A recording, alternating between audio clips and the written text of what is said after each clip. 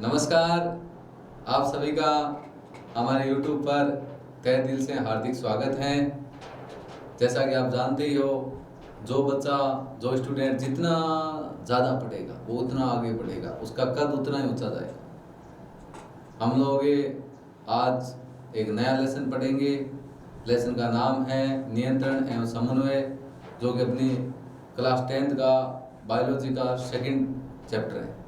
First chapter हम लोग जैव प्रोग्राम पढ़ चुके हैं, ये अपना सेकंड चैप्टर है। और इस वीडियो में हम लोग मेन इसमें जो मुख्य है तंत्रिका तंत्र के बारे में, और तंत्रिका तंत्र में तंत्रिका कोशिका के बारे में पढ़ेंगे। तो हमें ये बात तो पता होना चाहिए कि भाई नियंत्रण होता है क्या, समन्वय क्या होता है। नियंत्रण का मतलब होता है हमारे शरीर में बहुत सारी प्रतिक्रिया होती है। अपने शरीर का नियंत्रण कंट्रोल किसके द्वारा होता है, शरीर में किस स्थिति में किस प्रकार अपने कंट्रोल होता है, उसका अपने को पता तो होना चाहिए ना। मैंने एकदम सरल सटीक भाषा लिखी है, आप पहले भाषा को देखो फिर उसको समझो। तो अपना पहला टॉपिक लेसन का नाम ही रहेगा। लेसन का नाम आपका क्या दे रखे हैं, लेसन का नाम दिया हुआ है नियंत्रण एवं समन्वय। आपसे तो रिक्वेस्ट है कि आप तो थोड़ा ठीक से पढ़ लो, हम तो नहीं पढ़े लेकिन कम से कम आप तो पढ़ लो। आप सोच रहे होंगे कि यूट्यूबर बन जाएंगे, यूट्यूबर बनने में ऐसे कोई फायदा तो है नहीं। आपको लग रहा होगा कि करोड़ों कमा रहे हैं, वो तो हमें पता है कितना कमा रहे हैं। तो आज हम बात करेंगे नियंत्रण एवं समन्वय के बारे में। तो पहले अपना लेसन का नाम दे रखा है, लेसन के नाम की अपने को परिभाषा आनी चाहिए। लेसन अपने क्या, नियंत्रण एवं समन्वय। तो बायोलॉजी का अपना कौन सा पार्ट है, बायोलॉजी पार्ट का सेकंड लेसन है।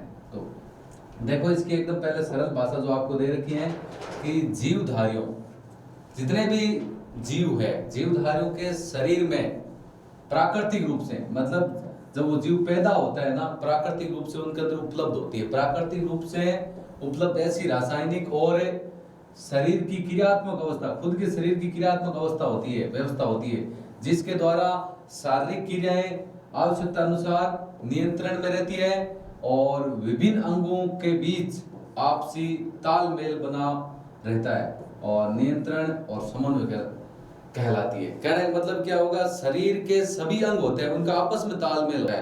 शरीर का अंग एक साथ में दो कार्य करना नहीं चाहता कभी भी। अब जैसे हम लोग, मेरी इच्छा होगी मैं यहाँ से देखो पेन को ऐसे पकड़ रहा हूँ, पेन उठाया मैंने हाथ में, दूसरी इच्छा होगी मेरे को लिखने की इच्छा है या बोलने की इच्छा है।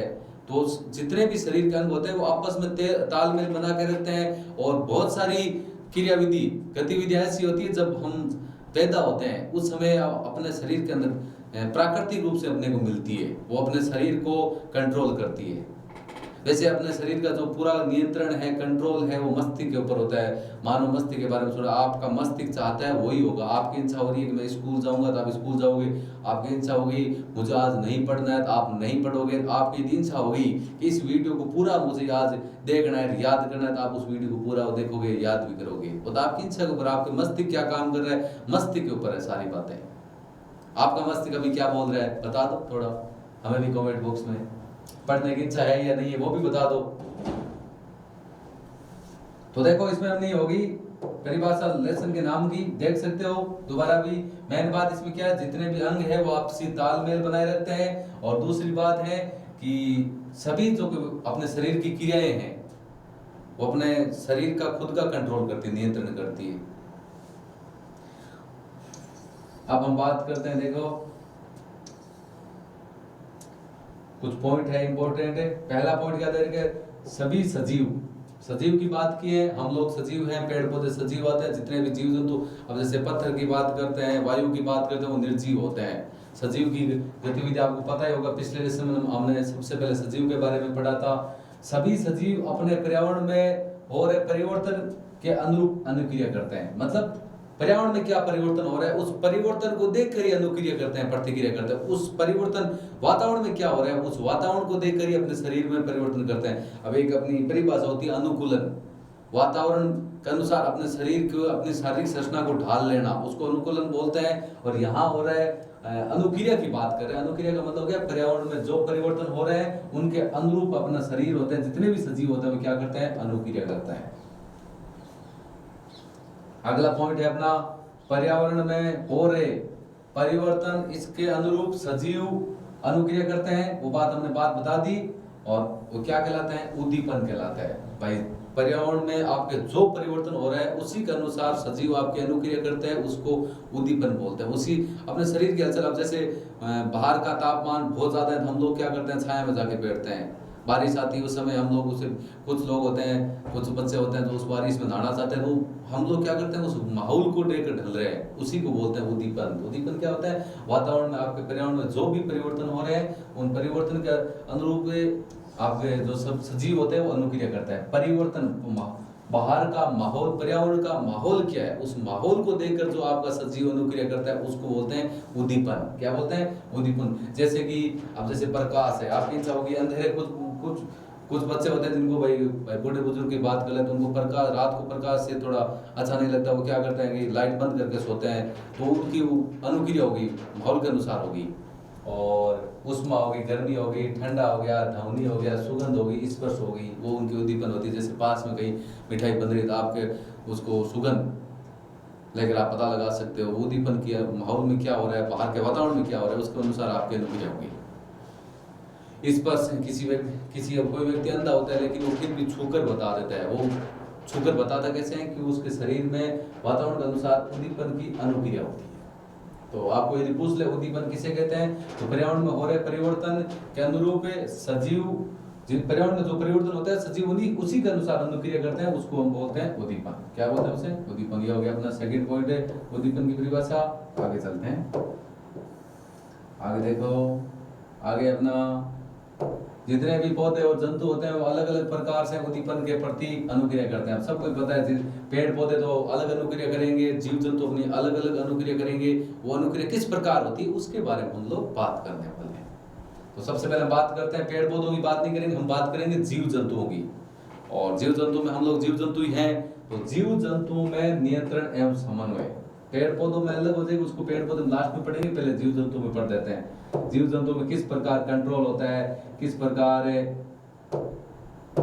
आपसी जो अंग होते हैं उनमें तालमेल की व्यवस्था शरीर बिठा के रखता है, उसके बारे में बात करेंगे। तो जंतुओं में नियंत्रण एवं समन्वय, जंतुओं में नियंत्रण एवं समन्वय। और जंतुओं में जो नियंत्रण और समन्वय होता है वो मुख्यतः दो तंत्र द्वारा किया जाता है। कितने तंत्र द्वारा, दो तंत्र के द्वारा किया जाता है। ये देखो, सभी जंतुओं में दो मुख्य तंत्र द्वारा किया जाता है। क्या, नियंत्रण और समन्वय। वो कौन कौन से तंत्र हैं, एक तो आपका है तंत्रिका तंत्र, एक है आपका अंतःस्रावी तंत्र। हम लोग पढ़ने वाले हैं तंत्रिका तंत्र। क्या पढ़ने वाले हैं, तंत्रिका तंत्र। तो देखो बात करते हैं तंत्रिका तंत्र के बारे में। ये लो आ गया आपका तंत्रिका तंत्र। देख लेते हैं पहले इसकी परिभाषा क्या है। देखो, तंत्रिका तंत्र होता है क्या, आपका नियंत्रण एवं समन्वय तंत्रिका एवं पेशी ऊतक द्वारा प्रदान किया जाता है। मतलब आपके शरीर का जो नियंत्रण होता है, आपके शरीर का जो नियंत्रण होता है वो एक तो तंत्रिका और दूसरा पेशी ऊतक द्वारा। तंत्रिका कोशिका बोल सकते हैं या तंत्रिका बोल सकते हैं। तंत्रिका और पेशी ऊतक द्वारा हमारे शरीर का नियंत्रण किया जाता है। क्या किया जाता है, नियंत्रण। जितने भी जीव जंतु होते हैं उनकी बात कर रहे हैं। उसके बाद आप दूसरा पॉइंट पढ़ो। दूसरा क्या देगा, तंत्रिका तंत्र। तंत्रिका तंत्र तंत्रिक कोशिकाओं या न्यूरॉन के एक संगठित जाल से बना होता है। मतलब एक तंत्रिका तंत्र में बहुत सारी तंत्रिका कोशिकाएं होती है, या न्यूरॉन, तंत्रिका कोशिकाओं को न्यूरॉन भी बोलते हैं। उनका बहुत बड़ा जाल होता है। एक तंत्रिका तंत्र होता है, जैसे अपना शरीर का जो तंत्रिका तंत्र होता है उसमें हजारों लाखों तंत्रिका कोशिकाएं होती है या न्यूरॉन, उनका संगठित जाल बना होता है। वो संगठित जाल मिलकर किसका निर्माण करता है, तंत्रिका तंत्र का करता है। और आगे क्या करता है, और ये सूचनाओं को विद्युत आवेग द्वारा शरीर के एक भाग से दूसरे भाग तक पहुंचाने का काम करता है। कौन काम करता है, सूचनाओं को विद्युत आवेग के रूप में एक स्थान से दूसरे स्थान पर पहुंचाने का काम करता है न्यूरॉन या तंत्रिका कोशिका। और न्यूरॉन और तंत्रिका कोशिका आपस में संगठित जाल बनाकर किसका निर्माण करते हैं, वो निर्माण करते हैं तंत्रिका तंत्र का। तंत्रिका कोशिका का मुख्य कार्य क्या है, वो सूचनाओं को एक स्थान से दूसरे स्थान पर विद्युत आवेग द्वारा पहुंचाते हैं। चलो आगे देखते हैं। अब अपने को ये पता होना चाहिए ग्राही क्या होता है। ग्राही की बात करते हैं, बहुत बार नाम आ जाता है ग्राही क्या होता है। देखो, ग्राही तंत्रिका कोशिका के विशिष्ट करते सिरे होते हैं। ग्राही होते हैं ना, जैसे ग्राही का मतलब होता है ग्रहण करना। ये तंत्रिका कोशिका के विशिष्ट कर्त सिरे होते हैं जो वातावरण से सूचनाओं का पता लगाते हैं और ग्राही हमारी ज्ञानेंद्रियों में स्थित होती है। भाई वातावरण के अंदर कौन कौन सी सूचना है, उन सूचनाओं का पता लगाने का कार्य करती है। यह तंत्रिका कोशिका के विशिष्ट कर्त सिरे होते हैं। और ये किस में होते हैं? ये आपके होते हैं ज्ञानेंद्रियों में। आपको पता होगा मानव शरीर में 5 ज्ञानेंद्रियां होती है। कौन कौन सी ज्ञानेंद्रियां?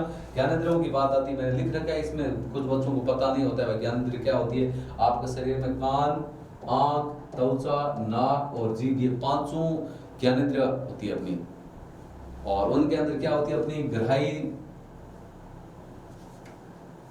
जो तंत्रिका कोशिका विशिष्ट सिरे होते हैं वो होते हैं जो वातावरण के जो बाहरी वातावरण में आपके जो सूचना होता है उनको प्राप्त करने का या पता करने का काम करता है। देखो इसमें दे रखा है जो वातावरण से सूचनाओं का पता लगाते हैं। जो वातावरण से सूचनाओं को क्या करते हैं?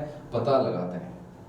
आपसे कोई पूछ ले ग्राही क्या होता है, तो ग्राही तंत्रिका कोशिका के विशिष्ट कर्त सिरे होते हैं जो बाहरी वातावरण से सूचनाओं का पता लगाते हैं। किस में स्थित होती है? ग्राही होती है हमारी ज्ञानेंद्रियों में स्थित होती है। किस में होती है? ज्ञानेंद्रियों में। अब जैसे हम लोग आंखों से कोई चीज देख रहे हैं, अब जैसे कोई रेलगाड़ी जा रही है, अपने को कैसे पता चलेगा रेलगाड़ी? क्योंकि अपनी आंख के द्वारा पता। कोई चीज हम खाते हैं वो भाई मीठी है, भाई मीठे तो आपको कैसे पता चलेगा वो मीठी है? आपकी वो जीभ द्वारा पता चलेगा। कोई चीज मतलब ऐसे हम लोग रूम बंद है, बाहर किसी की आवाज आ रही है तो आवाज आपको कैसे पता चलेगा आवाज किसकी? वो अपने कान पता चलेगा। आपकी 5 ज्ञानेंद्रियां होती है, आंख, कान, त्वचा, नाक और जीभ। सुगंध के द्वारा हम लोग किसी चीज का पता लगा सकते हैं। त्वचा मतलब कोई चीज स्पर्श करने पर भी हम लोग ग्राही के रूप में सूचनाओं को एकत्रित कर सकते हैं। तो ग्राही आपकी ज्ञानेंद्रियों में होती है। आपकी ज्ञानेंद्रियां 5 होती हैं जो बाह्य वातावरण में जो भी आपकी सूचना है उनको एकत्रित करके ग्रहण करने का कार्य करती है। और यह तंत्रिका कोशिका के विशिष्ट सिरे होते हैं। विशिष्ट कर्त क्या होते हैं? सिरे होते हैं। अब बात करते हैं अपना, ये लो आपका आ गया जो हर एग्जाम में ये क्वेश्चन पूछा जाता है आपका, तंत्रिका कोशिका क्या होती है, जिसको न्यूरॉन बोलते हैं। तंत्रिका कोशिका का अपने को पहले परिभाषा पूछे तो आपको परिभाषा पता होना चाहिए। तंत्रिका कोशिका जिसको न्यूरॉन बोलते हैं, ये क्वेश्चन बहुत बार हर एग्जाम में लगभग आता है भाई। पिछले 4 सालों के एग्जाम आप देखने को मिल रहे हैं 3 बार ये क्वेश्चन आया। कभी तंत्रिका कोशिका का प्रश्न पूछ लेते हैं, कभी तंत्रिका कोशिका का नामांकित चित्र पूछ लें, कभी तंत्रिका कोशिका का कार्य पूछ लेते हैं, लेकिन प्रश्न जरूर आता है, क्वेश्चन जरूर आता है। ये तंत्रिका तंत्र की संरचनात्मक और क्रियात्मक इकाई होती है। कहने का मतलब आपको यदि पूछे न्यूरॉन क्या होता है, तंत्रिका तंत्र मतलब तंत्रिका कोशिका आपस में मिलकर संगठित जाल बनाकर ही तंत्रिका तंत्र का निर्माण करता है। कहने का मतलब हो गया ये क्या है अपना, ये तंत्रिका तंत्र की संरचनात्मक और क्रियात्मक इकाई है। मतलब बहुत सारी तंत्रिका कोशिकाएं या न्यूरॉन आपस में मिलकर किसका निर्माण करते हैं? तंत्रिका तंत्र का निर्माण करते हैं। आप इसका तंत्रिका कोशिका चित्र दे सकते हैं। मानव शरीर की सबसे लंबी कोशिका, पूछ रहे आपसे क्वेश्चन, मानव शरीर की सबसे लंबी कोशिका कौन सी होती है? तंत्रिका कोशिका, जिसका नामांकित चित्र आपके सामने है। इसमें जितने भी दे रखे हैं सब भागों के बारे में हम लोग पढ़ेंगे अभी। ऐसा नहीं कि आपको पूरा भाग नहीं समझाएंगे, पूरा विस्तार से आपको बताएंगे। इसमें जो देखो ये जो इसका तंत्रिका का आगे का जो सिरा होता है उसको दुर्मिका बोलते हैं। अभी आपको हम बताएंगे दुर्मिका क्या होता है, दुर्मिका की क्या विशेषता होती है। उसके बाद में जो बीच में आपका केंद्र हो गया, तंत्रिका कोशिका के बीच में क्या हो गया? केंद्र के, उसके ये अपना केंद्र के चारों ओर बाहर का भाग क्या हो गया? कोशिकाकाय। कोशिकाकाय का क्या कार्य होता है उसके बारे में भी हम बात करेंगे। उसके बाद तंत्रिकाक्ष, ये यहाँ का भाग है तंत्रिकाक्ष होता है, इसका क्या कार्य होता है उसके बारे में भी बात करेंगे। और यहाँ पर दे रखा तंत्रिका का अंतिम सिरा। इस प्रकार की संरचना अपने शरीरों में बहुत होती है। ये इस प्रकार की कोशिकाएं, हजारों कोशिकाएं मिलकर तंत्रिका तंत्र का निर्माण करती है। ये आपका तंत्रिका कोशिका का नामांकित चित्र देख लो ध्यान से। फिर हम इसके पूरे जितने भी भाग है उनमें किस भाग का क्या कार्य है, जितने एकदम छोटे छोटे ये ज्यादा बड़ा नहीं है, एकदम विस्तार से पढ़ेंगे इसको। छोटा है वैसे, ज़्यादा टाइम नहीं लेंगे, लगभग 5-7 मिनट लगेंगे। 5-7 मिनट में हम इसको पूरा आपको समझा देंगे। ये देख सकते हो, आपको यदि तंत्रिका कोशिका का नामांकित चित्र बनाना है तो आपको यही चित्र बनाना है। तो देखते हैं इसका सबसे पहले जो भाग है उन भागों के बारे में बात करते हैं। चलो ये लो आ गया अपना तंत्रिका कोशिका या न्यूरॉन के भागों की बात करते हैं। अगला टॉपिक अपना क्या होगा, इसी का है वैसे, तंत्रिका कोशिका या न्यूरॉन के भाग। और भाग में अपना फर्स्ट कौन सा है, अभी बात की थी दुर्मिका। तंत्रिका के जो आगे के सिरे होते हैं, आगे वाले भाग में जो सिरे थे दुर्मिका, उनका क्या काम होता है आप देख सकते हो। वो कोशिकाएं से जुड़े होते हैं। देखो कोशिकाएं कोशिकाएं से निकलने वाली धागे जैसी संरचनाएं जो सूचना को प्राप्त करने का काम करती है। सुन लो, मैंने बता देता हूँ आपको। अभी हम बात कर रहे थे दुर्मिका की। आप सोच रहे होंगे कि दुर्मिका के बारे में आपको क्यों नहीं बताया। ये कोशिकाओं से आपको पता है धागे रूपी संरचना के रूप में आपकी जुड़ी होती है और जो सूचनाओं को प्राप्त करने का कार्य करती है, सूचनाओं को ग्रहण करने का कार्य करती है। उसके बाद दूसरा है कोशिकाएं की बात करते हैं। ये कोशिकाएं क्या कार्य करते हैं देख लो, इसके बारे में बात कर लेते हैं। ये लो, आपका जो कोशिकाएं होता है उसको क्या कार्य करते हैं, प्राप्त की गई जो सूचना होती है, सूचना प्राप्त करने का काम दुर्मिका करती है। जो प्राप्त की गई सूचना होती है उनको विद्युत आवेग के रूप में चलती है। इस कोशिकाएं में जो जितनी भी आपकी जो सूचनाएं है वो विद्युत आवेग में कहाँ चलती है, कोशिकाएं में। कोशिकाएं, ठीक है, जितनी भी सूचनाएं है वो विद्युत आवेग के रूप में कहाँ चलती है, कोशिकाएं में चलती है। उसके बाद हम बात करते हैं तंत्रिकाक्ष। मतलब ये तंत्रिकाक्ष जिसको एक्सोन बोलते हैं, हम बात करते हैं तंत्रिकाक्ष, इसको पढ़ लेते हैं। कोशिकाएं हमने पढ़ लिया, तंत्रिकाक्ष के बारे में बात करते हैं जिसको एक्सोन बोलते हैं। अब ये क्या करता है देख लो, ये सूचनाओं को विद्युत आवेग, सूचना के विद्युत आवेग को कोशिकाएं से दूसरी न्यूरॉन की दुर्मिका तक पहुंचाने का कार्य करता है। सुन लेना, अब आपको पता है, मैंने बोल दिया कि आपके शरीर में बहुत सारी तंत्रिका कोशिकाएं आपस में मिलकर तंत्रिका तंत्र का निर्माण करती है। तो इसमें जो सूचना के संकेत होते हैं, भाई जो विद्युत आवेग के रूप में जो सूचना होती है, ये अपने तंत्रिका से एक्सोन होता है, वो कोशिकाएं से सूचना विद्युत आवेग को दूसरी दुर्मिका तक पहुंचाने का कार्य करता है। ये देखो आ रखा है, ये सूचना के विद्युत आवेग को कोशिकाएं से दूसरी न्यूरॉन की दुर्मिका में पहुंचाने का कार्य करेगा। इससे एक तंत्रिका कोशिका से दूसरी तंत्रिका कोशिका जुड़ी होगी। जो कोशिकाएं में आपके विद्युत आवेग के रूप में जो आपकी सूचना है उनको अगली दुर्मिका तक पहुंचाने का काम किसका होता है, तंत्रिकाक्ष या एक्सोन का होता है। किसका होता है, तंत्रिकाक्ष या एक्सोन का। आगे देख लो, आगे अपना आपको पता होना चाहिए सिनेप्स क्या होता है। ये क्वेश्चन आपको आता है, इसी में तंत्रिका तंत्र से संबंधित है। होता है क्या है, जिसे अंत्यगर्थन बोलते हैं। सिनेप्स का मतलब होता है यह, देखो यह तंत्र का अंतिम सिरा होता है। अंतिम सिरा होता है आपका सिनेप्स होता है, और अगली तंत्रिका कोशिका को के मध्य रिक्त स्थान होता है। भाई एक हम बात करते हैं, वैसे सिरा तो अंतिम होता है, तंत्रिका तंत्र का अंतिम सिरा है, और अगली तंत्रिका कोशिका के बीच का जो खाली स्थान होता है, दोनों के मध्य जो रिक्त स्थान होता है, वो आपका सिनेप्स कहलाते हैं। यहाँ विद्युत आवेग को रासायनिक संकेत के रूप में बदला जाता है, जिससे कि ये आगे संचित हो सके। मतलब आप क्या करते हैं कि एक तंत्रिका कोशिका और दूसरी तंत्रिका कोशिका के मध्य रिक्त स्थान होता है, उस रिक्त स्थान को बोलते हैं सिनेप्स। और यहाँ पर हम सूचना के संकेत को विद्युत आवेग को रासायनिक आवेग में परिवर्तित करके आगे संचरित करते हैं। आपको पूछ रहे सिनेप्स क्या होता है, एक तंत्रिका और दूसरी तंत्रिका के मध्य जो रिक्त स्थान होता है उसको बोलते हैं हम लोग, ये क्या बोलते हैं, सिनेप्स। ये विद्युत आवेग को रासायनिक संकेत के रूप में बदलकर के रूप में बदल जाता है, और यहाँ जिससे ये कि आगे संचरित हो सके। मतलब विद्युत आवेगों को रासायनिक आवेग में बदला जाता है और वहां से उसको आगे संचरित किया जाता है, दूसरी तंत्रिका कोशिका को दुर्मिका द्वारा उसको ग्रहण कर दिया जाता है। तो आप देख सकते हो, दोबारा मैं आपको बता देता हूँ। देखो तंत्रिका तंत्र की हम जो बात कर रहे थे आप अभी, ये देखो आप मेन अपना टॉपिक यही है तंत्रिका। इसमें तंत्रिका तंत्र में अपनी तंत्रिका कोशिका क्या होती है, तंत्रिका कोशिका ये तंत्रिका तंत्र की संरचनात्मक क्रियात्मक तंत्रिका तंत्र इन तंत्रिका कोशिकाओं से मिलकर बनता है। एक बड़ा जाल होता है या न्यूरॉन का संगठित जाल से तंत्रिका तंत्र बनता है, और ये तंत्रिका तंत्र की संरचनात्मक क्रियात्मक इकाई होगी, ये इसका नामांकित चित्र हो गया। आप देख सकते हो, दोबारा मैं आपको बता देता हूँ। ये दुर्मिका होती है जो ये सूचनाओं को ग्रहण करने का कार्य, सूचना प्राप्त करने का काम करती है। ये कोशिकाएं होता है, ये सूचनाओं को विद्युत आवेग के रूप में संचरित करता है कोशिकाएं। ये तंत्रिकाक्ष होता है, तंत्रिकाक्ष का क्या कार्य होता है, इसमें जो सूचना होती है वो दूसरी तंत्रिका कोशिकाओं की दुर्मिका तक पहुंचाने का कार्य होता है। और ये अपना तंत्रिका का अंतिम सिरा हो गया, क्या हो गया। और यहाँ पर इन दो तंत्रिका कोशिकाओं के मध्य में जो अपना रिक्त स्थान होता है उसको सिनेप्स बोलते हैं। वहां पर वो विद्युत तो सूचना के संकेत होते हैं, विद्युत आवेग को किस में बदला जाता है, रासायनिक संकेतों में बदला जाता है, ताकि उनको आगे संचरित किया जा सके। तो आज का टॉपिक अपना इतना ही रहेगा, जिसमें हमने मेन तंत्रिका तंत्र की बात की है। नियंत्रण और समन्वय को भाई दो भागों में बांटा था, एक तो तंत्रिका तंत्र में, एक अंतःस्रावी तंत्र में। अंतःस्रावी अगले पार्ट में हम लोग पढ़ेंगे। ये तंत्रिका तंत्र जो वीडियो हमने अभी पढ़ा है, मुझे उम्मीद है कि आपको समझ में आया होगा। यदि समझ में नहीं आया तो कोई बात नहीं, वीडियो को पीछे लेके हम फिर इसे दोबारा देख सकते हैं, फिर तो आपको समझ में आना ही पड़ेगा वीडियो को। यदि वीडियो अच्छा लगा तो लाइक जरूर करें, और वीडियो को शेयर करें और हमारे यूट्यूब चैनल को सब्सक्राइब करें। Thank you. जय हिंद, जय भारत।